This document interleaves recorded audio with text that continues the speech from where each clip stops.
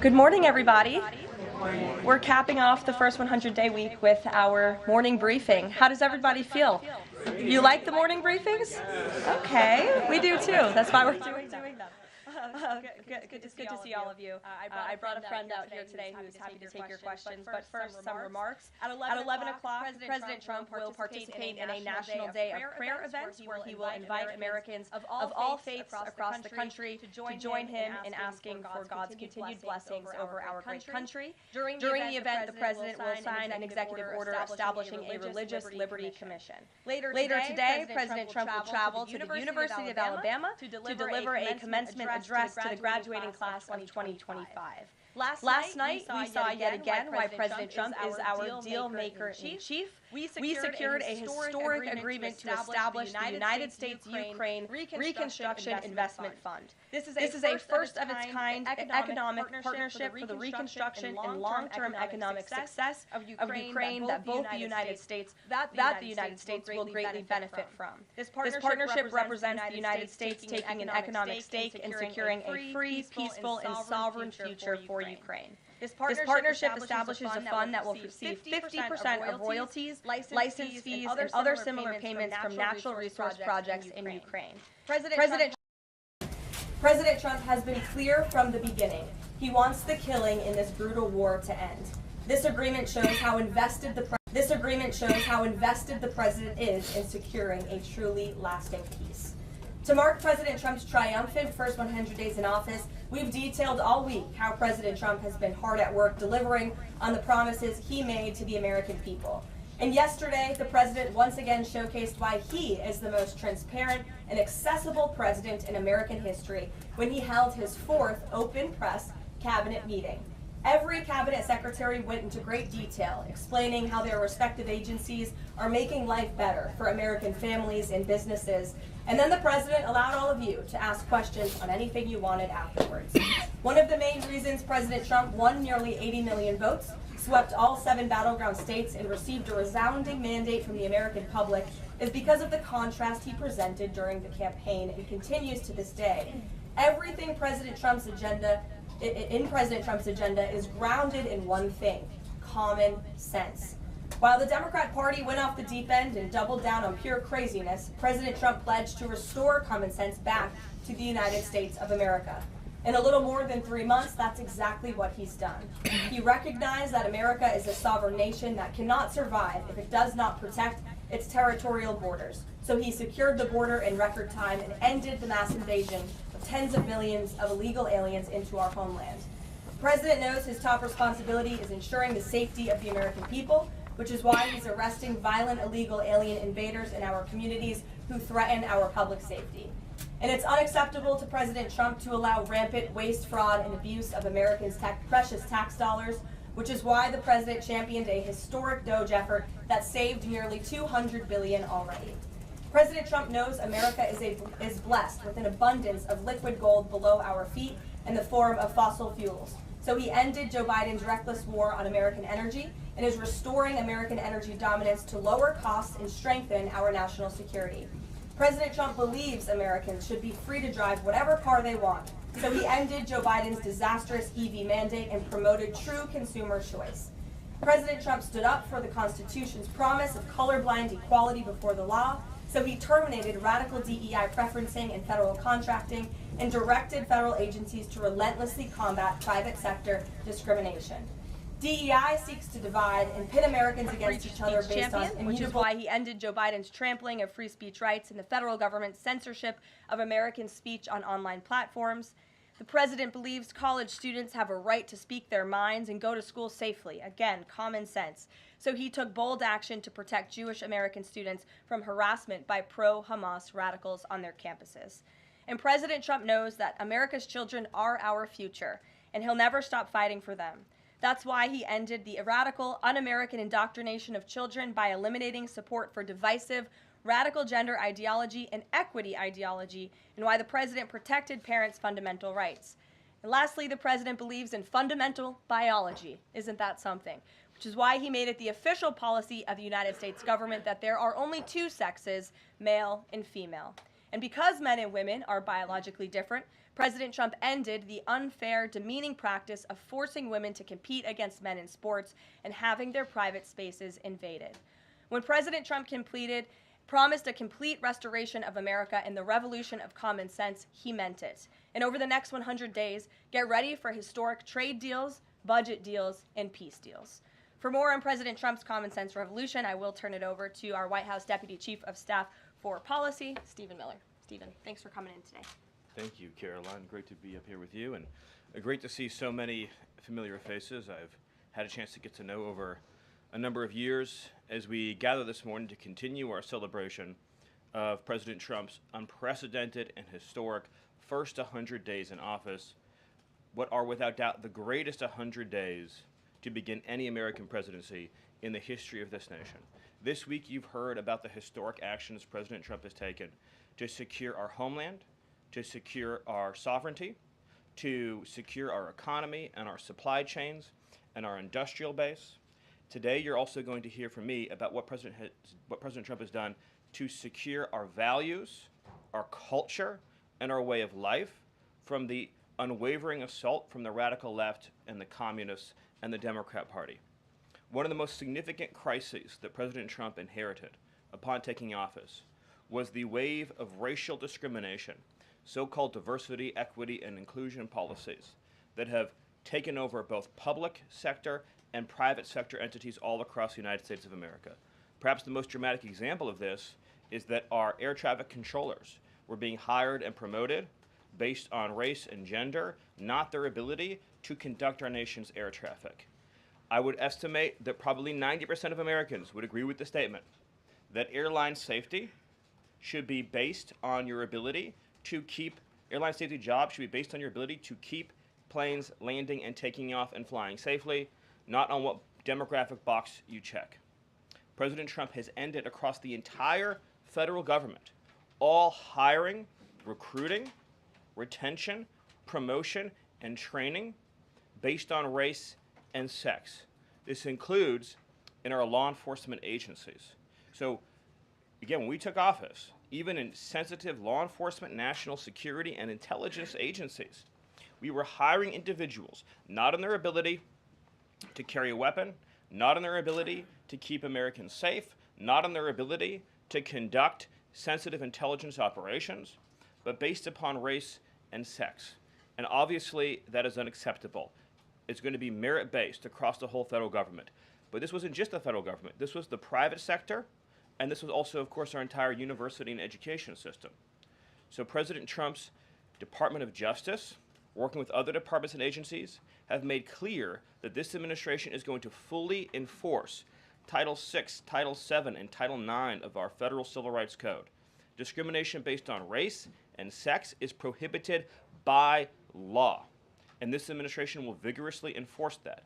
And companies, small or large, that violate plain text of federal statutes will face appropriate financial and other penalties.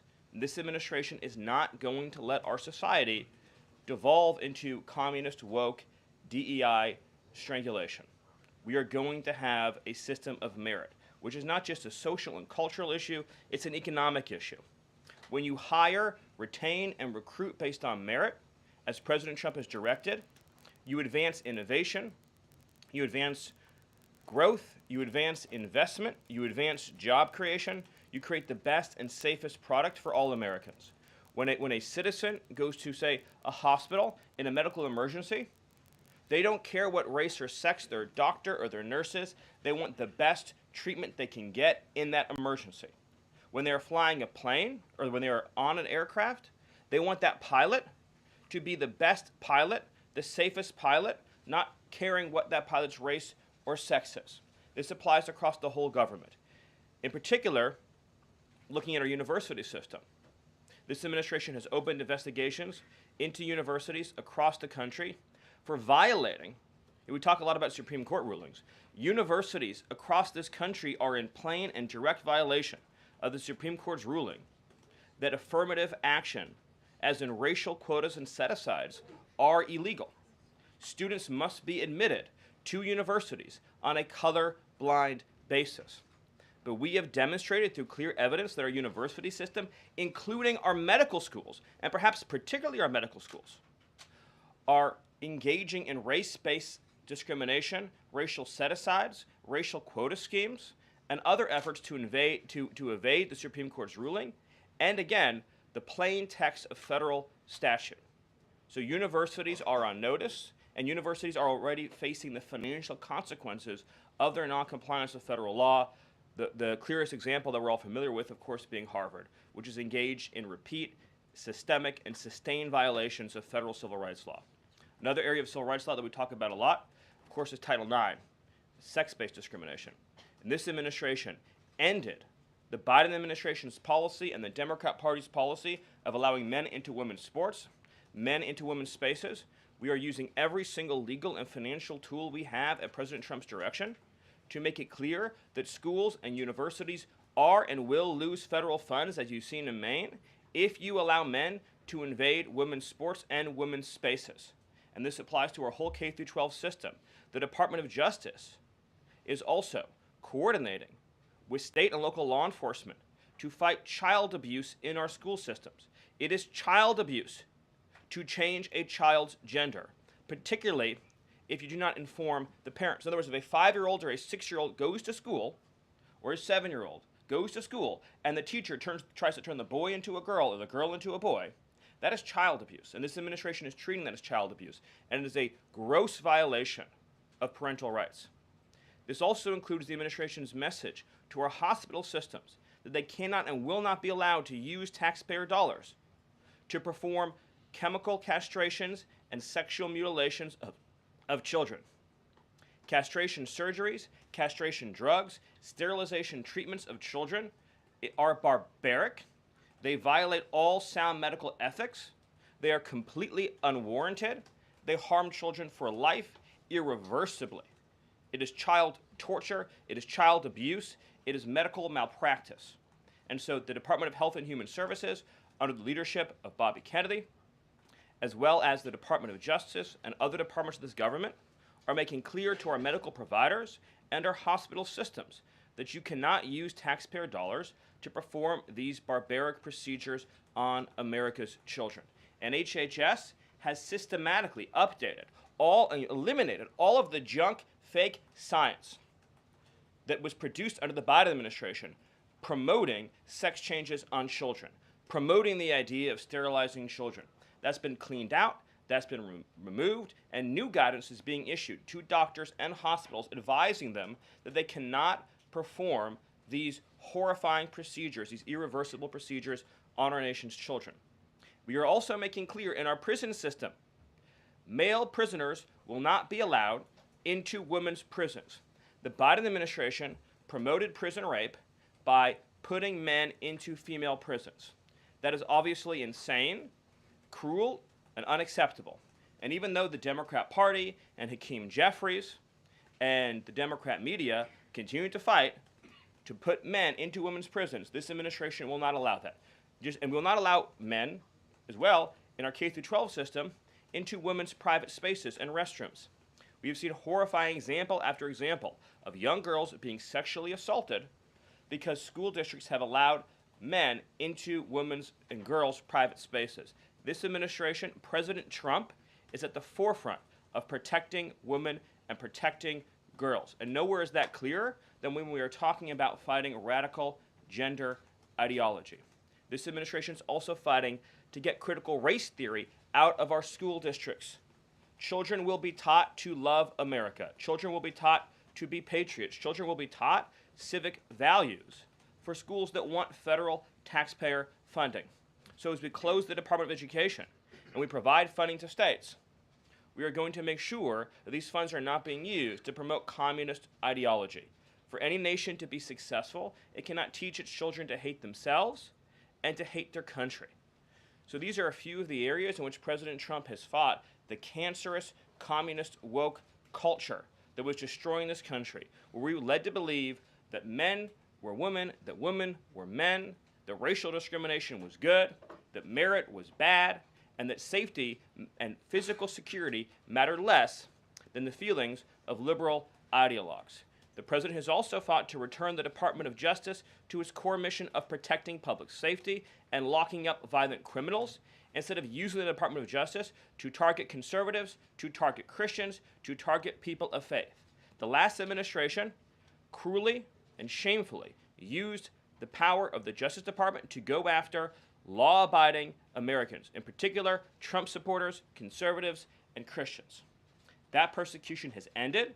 The Department of Justice and the FBI are back in the business of going after bad guys, of going after gangs, of going after criminals, and keeping Americans safe.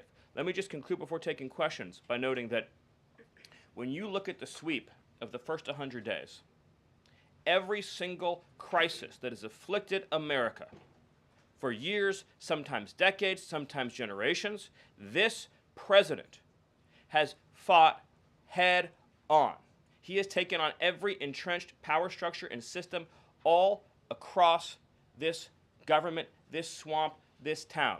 That includes, of course, the Doge efforts to slash corrupt, wasteful government spending, graft, and corruption, and to stop billions of taxpayer dollars from going to radical left NGOs. These are left-wing nonprofits that are used to advance illegal immigration, to advance open borders, to advance gender ideology, and to advance all of this insanity that has been turning our country in the wrong direction for so many years.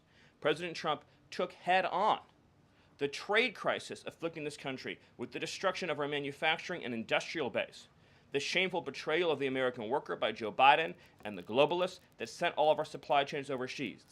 He took head on the catastrophe of mass, unlimited illegal immigration that was turning us into a failed third world state, and achieved the lowest level of illegal immigration in recorded history without even a close second. He took on the economic crisis afflicting this country by reopening American energy, by defeating inflation, by lowering gas prices, by ending the onslaught and reversing the onslaught of federal regulation, by reopening coal, shale, oil, natural gas, and fighting now for the largest tax cut and reform, and the largest deregulation reform, and the largest energy reform in American history. These are just some of the things that have ushered in the new golden age, along with his fight to restore the peace that we had for 4 years under the previous administration before Joe Biden sunk this planet into bloodshed and war in the Middle East, in Europe, and rising tensions in Asia. President Trump, in every area of conflict around the globe, has been fighting to restore peace, security, stability, harmony. So he inherited an economic catastrophe, a border catastrophe, a public safety catastrophe, and a cultural catastrophe. And in every case, he has reversed those catastrophes and brought America into the new golden age. So I thank you for your time, and I look forward to any questions you have. Awesome. Thank you, Stephen. And as always, we'll start with our new media seat today. Chris Bedford from the Blaze Media. Why don't you kick us off? Thank you very much. Stephen, what is the end goal of the China tariffs right now? Is the idea to open up the Chinese markets through a deal to a better market for exporting American goods to China, or is it a reconfiguration of global trade in a way that isolates China from free countries? Go. So China is a unique situation, obviously. The president has talked at length about what happened to us economically since China's entrance into the World Trade Organization and the trillions and trillions of dollars of trade deficits that we've racked up with China over the period of that time, and what that's meant for our national security, what that's meant for our economic security, what that's meant for our supply chains. Obviously, right now, the Secretary of the Treasury is in the process of developing a plan that will answer the questions that you're talking about, but the president's goals have been very clear on these points, which is that he is not going to allow China to continue to steal our intellectual property, to continue to illegally dump and subsidize their goods in our markets, to manipulate their currency, to rack up an unsustainable trade deficit. We need to have a trade relationship with China that does not do harm to our nation's economic and national security. And that has to be the guidepost of any objective. At the same time, tariffs will bring significant revenue into this country that will allow us to pursue our dramatic plan of tax cuts and reforms. Awesome. Great. Bloomberg, go ahead. Hi. First, as well, similar to that question, I'm curious, Kevin Hassett went on CNBC this morning and said that they were expecting some sort of news on tariffs by the end of the day. Do you have any insight into that? I don't want to get ahead of any announcement, but I'll just reiterate that right now, countries from all over the world, because of President Trump's leadership, are desperate and dying to make trade deals with the United States. We're going to evaluate each of those deals, and President Trump is personally involved in making sure that these negotiations serve only one interest, which is the interest of the United States of America, and we'll end up with a deal in these cases where, yes, the other countries obviously will have their own demands and their own interests, but nothing will go into effect that doesn't serve the interests of America and the American people. Thank you. Stephen, this morning GM is putting a dollar figure on how much the president's tariffs will impact the company. The CEO says tariffs will cost GM between $4 and $5 billion this year. The CEO of Ford says he can't commit to not raising prices because of tariffs. Is the administration open to doing more to give automakers relief? The question, unfortunately, misses the entire point, which is that U.S. automakers have announced dramatic investments and expansions inside the United States. American auto plants are growing, they are expanding, they're opening new facilities, they're expanding existing facilities that are already in operation, because it is now the case that for the first time in our lives, that American cars receive preference in America's markets. The U.S. auto industry used to control the entire world. I believe the number during the heyday was that 70% of all cars in the world were made in Michigan. And now, of course, we've become a tiny fraction of the global market. And the reason for that is because the United States opened its markets to every single foreign cheater and every single foreign nation that subsidized its goods on the face of the earth, and their markets have been closed to ours. Japan closed their market to our cars, the entire EU closed their market to our cars, South Korea closed their market to our cars. All of the countries I just mentioned have tens of billions of dollars of annual trade deficits in automobiles with the United States. These are supposedly pure nations, nations that have at least a somewhat equivalent per capita GDP. So it is impossible under the terms of fair trade, if you have two nations with similar per capita GDP, to have such uneven trade flows in automobiles. What the president has done with his car tariff, we have the most desirable market in the world, is if you want to sell cars tariff-free, tax-free to our market, your plant has to operate in the United States. The only alternative to that is to have no U.S. automobile industry whatsoever, which is where this was headed, to be clear. If we stayed on this current path, within a few years, there would have been no U.S. automobile industry. And what little was left of it would have been in Mexico. Because U.S. auto companies have steadily been shifting their supply chains to Mexico, where they believe it is cheaper to make their products. In reality, it'll be cheaper to make them here because there'll be no tariff for anything made in the United States, and we'll have the cheapest energy and the best regulatory environment in the face of the earth. But in the meantime, while manufacturing ramps up, American consumers may pay more. Do you agree? Not on cars they won't, because again, there's now a massive economic incentive for automobile producers to expand production in the United States, and whatever they make here, there will be no tariff. We'll go to the back row. Go ahead. Thank you, Caroline. Today, the U.S. Chamber of Commerce released a letter to the Trump administration asking for small business tariff relief. They say that's necessary because in order to save small businesses and to stave off a recession. Stephen, is the administration considering small business tariff relief? The relief for small businesses is going to come in the form of the largest tax cut in American history. A tax cut, by the way, that every single Democrat is planning to vote against. They're voting for a tax hike on every middle-class family of about $4,000. The president has made clear that there will be 100% expensing for investment in the United States. Companies that invest in the United States will be able to deduct 100% of that cost from their tax liability. This will be the most pro-small business tax bill in American history. And at the same time, this is what you have to understand about the plan, is as they're able to do that, as they're able to reshore those supply chains, that also means they'll pay no tariff. So you'll have the lowest tax environment and there'll be no tariff because their production and supply chains will be in the United States. So that's a no on tariff relief for small businesses in the short term? It's a yes on tax relief for small businesses. And again, you only pay the tariff for products that are made outside the United States. Edward. Yeah, thanks. So on the rare earth mineral deal that was signed last night, when can that deal be operationalized? What's the time frame? And what kind of leverage does that give Ukraine over Russia?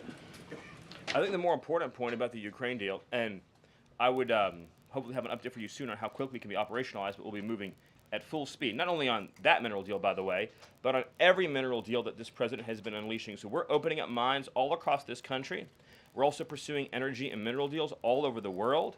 Since the president issued his executive order also on deregulating coal, we've seen dramatic coal production increases already in the United States. So we're taking advantage of the trillions of dollars in coal wealth and mineral wealth that exists in the United States. We're a very mineral-rich country. But with respect to that deal, we'll move it and operationalize it as fast as we possibly can. But it's meant to pay back the United States, this is the key point, for the hundreds of billions of dollars that our taxpayers have spent subsidizing the war in Ukraine. So it is repayment to the United States, and that's one of the most important points to understand about it. What's the leverage? Does it give? What kind of leverage does it give? The president's goal, again, is to end the killing, to achieve a peace settlement. That remains, of course, the overriding objective. Thank you so much, Caroline. Thank you, Stephen. for Thank being you. here. This administration has stressed the need for price transparency for things like healthcare bills and concert tickets. So why is it a political and hostile act for Amazon to display price transparency on consumer goods? Well, I think it's the wrong way of looking at it, which is why would, first of all, that proposal is gone now, but why would Amazon, of all the different things that go into a theoretical price input, right? For example, does Amazon list the cost of California's regulations on everything made in California? Anything you make in California, you have a massive price increase because of the healthcare regulations that are unworkable in that state, because of the labor regulations that are unworkable in that state, because of the subsidies that go to illegal aliens in that state, because of all the bureaucracy. So anything being produced in California has a massive built-in price hike. So why wouldn't Amazon have a list saying if you purchase it in California instead of in Alabama, this is the premium that you pay? That you pay. This was a clear attempt by whoever proposed it originally, I don't know, because Amazon says they were never going to do it, to try to undermine our trade negotiations with China. I'll make another important point on this, which is that there's been many complaints about the fact that there are a lot of products that are sold on Amazon that are actually rip-offs of American products that are then stolen by China, and then they take our IP and they put them into products to try to undersell our manufacturer. So to the extent that we are engaged in labeling issues on Amazon, I would say that would be the most significant one to fix, is making sure we're not undercutting American consumers. And then one on Abrego Garcia, please. The administration is reportedly inquiring about his return. Is that to check a box for compliance, or does President Trump want him back on U.S. soil, or both? So, as Secretary Rubio said yesterday in the cabinet meeting, this administration is not going to publicly discuss the inside details of our foreign policy and negotiations with a foreign country. And in particular, we are not going to allow a district court judge to try to become the Secretary of State. Secretary Rubio is the one who, under his leadership and direction at the State Department, is managing the day-to-day relationship with El Salvador. Let's just take a moment, number one, to express our gratitude to El Salvador for agreeing to take some of the most dangerous terrorists off of America's streets and to put them into a safe environment where they cannot continue to engage in acts of terrorism or coordination with the Maduro regime. You may have seen recently an FBI assessment that was unclassified that said that the Maduro regime is using and planning to use trained Aragua terrorists to carry out assassination plots on American soil.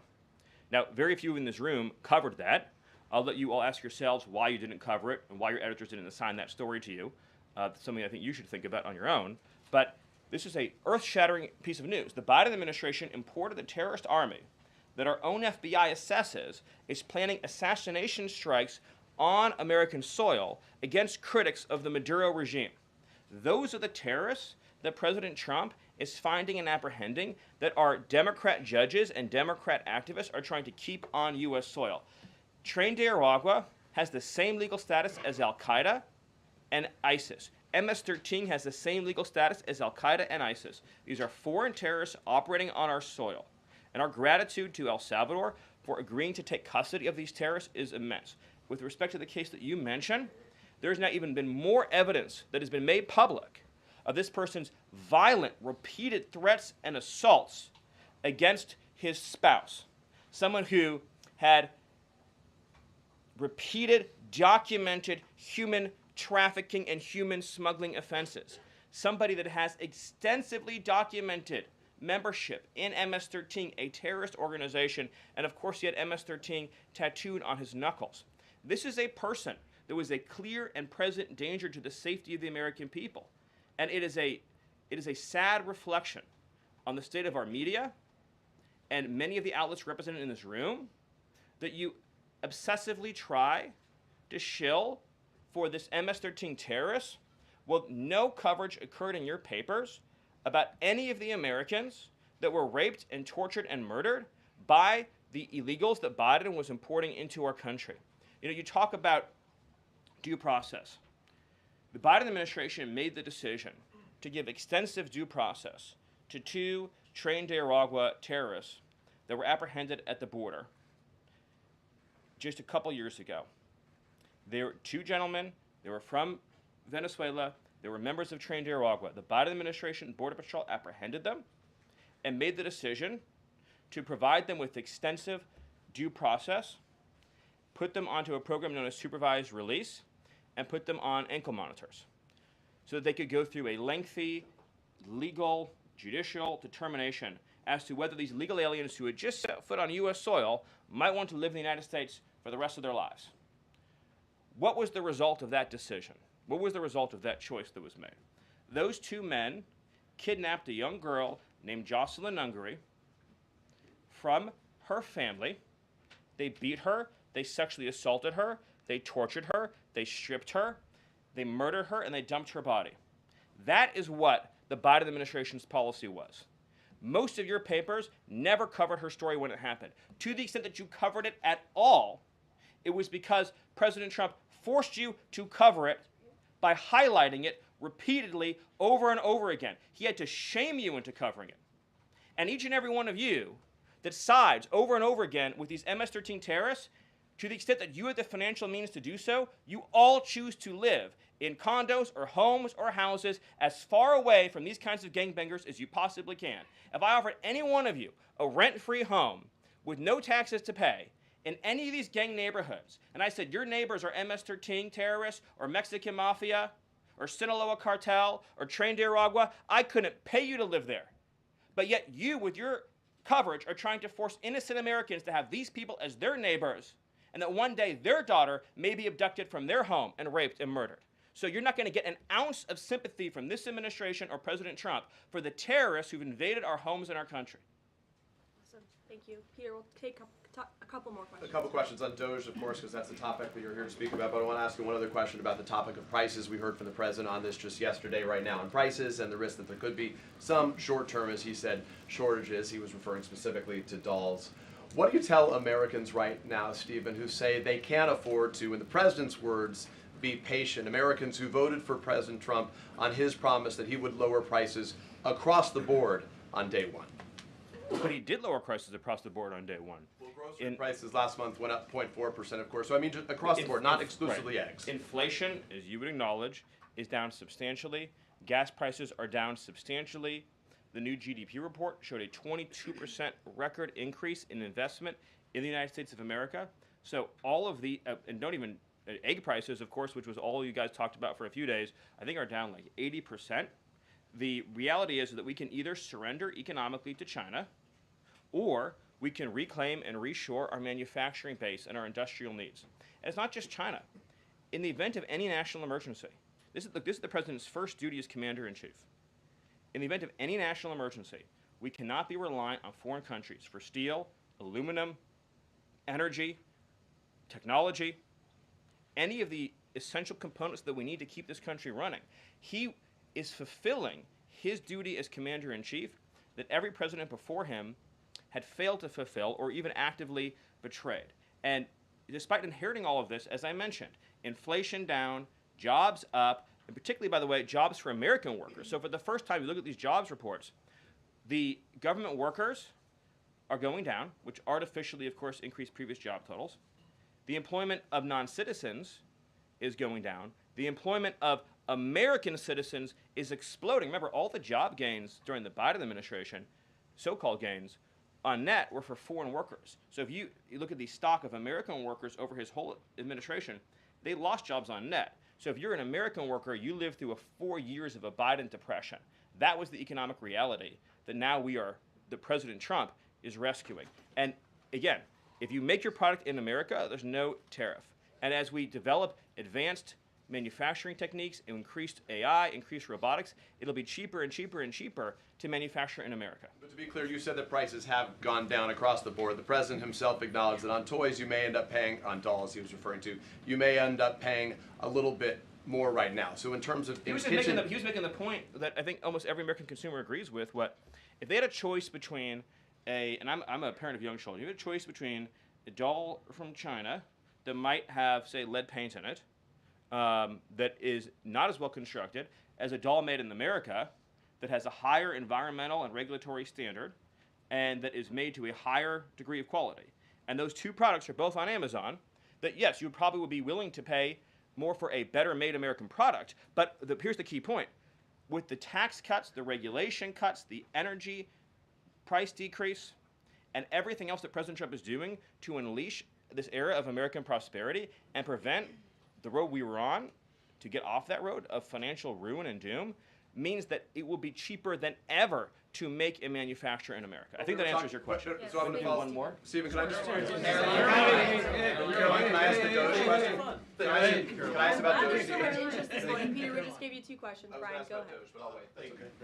That's okay. Last night, Kamala Harris delivered her first major speech after losing the election. She attacked Trump personally, attacked the policies. Any comment from the White House on that? Well, I think it was a great reminder to the American people of just how blessed we all are that the leader sitting in the Oval Office today is President Donald Trump and not President Kamala Harris. It was a helpful reminder of just what a travesty and a tragedy that would have been. It would have been the end of America. And it gives me a chance to bring this whole thing home. If we continued on this road of radical regulation, choking off American energy, sending our supply chains to foreign countries, taxing our economy to death, pushing this cancerous woke ideology on our children, ending merit, ending scientific innovation, ending public safety, allowing, everyone goes to the stores these days, everything's locked up, criminals roam free, law-abiding citizens under the previous administration were punished while gangbangers were given red carpet treatment. Democrats, of course, are still giving gangbangers red carpet treatment. And then the border invasion. If those policies had continued, it would have been the end of the American Republic. And the only thing Americans want to hear from Kamala Harris is an apology for joining Joe Biden, and remember, she was the border czar, joining Joe Biden in aiding and abetting the invasion of our country. And we're never going to stop talking about this because what they did to this country is unforgivable. It is an eternal stain on the Democrat Party. Every day we read another story. Every day we arrest another alien they let into this country who raped a child, who beat a woman within an inch of her life, who murdered a mom, who murdered a dad, who trafficked drugs into this country, who trafficked fentanyl into this country, who are responsible for dead and slaughtered Americans. And I don't know what's broken in the Washington press corps, that none of that moves them emotionally. The only thing that gets them exercised is, do we need to have more trials for terrorist supporters? Do we need to have more trials for gangbangers? Do we need to have more trials for illegal alien invaders? Even though Congress and the Constitution clearly say that you can expel invaders and illegal aliens quickly, efficiently, and properly. This president has literally saved America, and I could not be prouder.